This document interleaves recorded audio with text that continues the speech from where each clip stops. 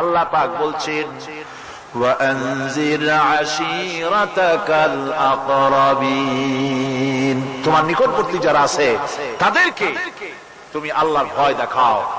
নামাজের জন্য তাদেরকে বলো আল্লাহর ভয় তাদের অন্তঃকরণের মধ্যে সৃষ্টি করে দাও। আর এই নামাজ পড়তে হবে জামাতের সাথে।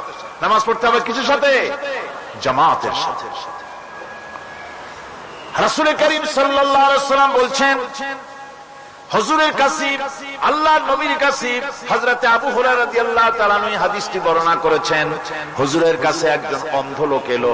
সেই অন্ধ লোক এসে বললেন, হুজুর আমি তো চোখে দেখি না, জামাতের যে গুরুত্বের কথা আপনি বললেন, আমাকে কি রুখসত দেওয়া যায় নাকি? আমি অনেক সময় সাথী সঙ্গী পাই না, আমাকে কি রুখসত দেওয়া যায় নাকি? হুজুর বললেন, হ্যাঁ তোমাকে রুখসত দেওয়া গেল।